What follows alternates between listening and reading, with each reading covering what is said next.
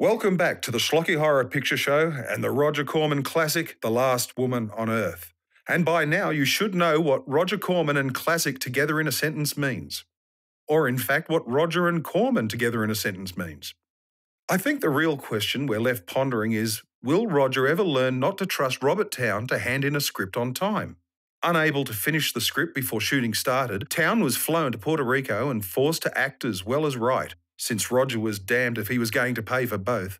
He's billed as Edward Wain and can also be seen in Creature from the Haunted Sea, which was filmed back-to-back with The Last Woman on Earth, with much of the same cast. Although Roger had faith in his ability, Towne could hardly keep up with Roger's film factory of the 50s. So once away from the frantic pace, he went on to write such cinematic milestones as Orca, Days of Thunder, and Mission Impossible 2, which goes to show how far off the mark Roger really was.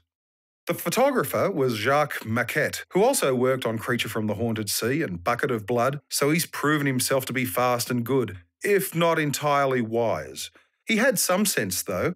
On arriving at the house that Roger rented for the cast and crew, he took one look and immediately checked into the local Hilton. Antony Carbone from A Bucket of Blood and Pit and the Pendulum plays Harold Gern, a shady and arrogant businessman. He's on vacation in Puerto Rico with his wife Evelyn, played by Betsy Jones-Moreland, who was also in Creature from the Haunted Sea and Saga of the Viking Women and Their Voyage to the Waters of the Great Sea Serpent, a title that caused huge delays at the box office. Harold's idea of a romantic evening out is to take his wife Evelyn to see a cockfight, where they are accosted by Harold's lawyer, MArtin Joyce, played by Robert Towne. Being a real charmer, Harold talks to Martin the entire time about schemes of questionable legality.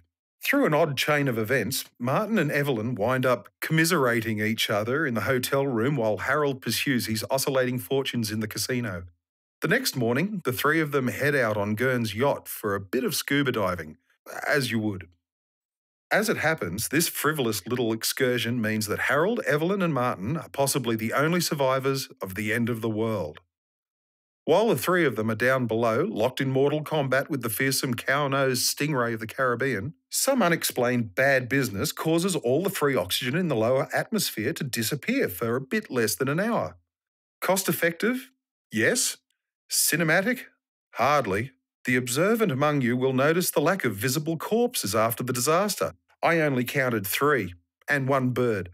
Corman wasn't even prepared to pay Puerto Rican extras to lie around. Anyway, let's take a moment to assess the situation in some detail. First of all, we've got 2 men among our survivors of the apocalypse, but only 1 woman. Second, one of those men is married to the woman, but we've been given reason to believe that she would honestly prefer to be with the other one at this point. Finally, the 2 men have also established that their philosophies of life are more or less mutually exclusive. What do you suppose this might mean for the rest of the film?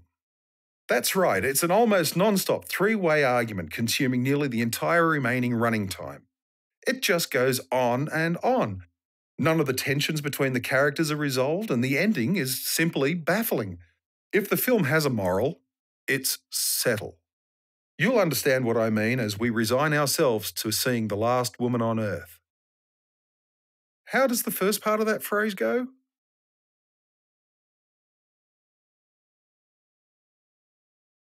So, there it is. Roger Corman's The Last Woman on Earth. That would be a horror film. This film enjoys the distinction of being among its creators' most pointless and least interesting efforts. Sorry, I probably should have mentioned that earlier.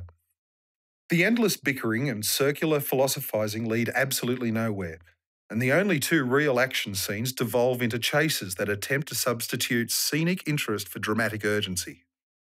It's easy to get the impression that Corman made this turkey solely as an excuse to take a 2-week vacation in Puerto Rico. He didn't even pack a monster suit. Anyway, it's over now. So please join me next week when we again skulk across the misty wastes of the Creative Commons on the Schlocky Horror Picture Show. Toodles!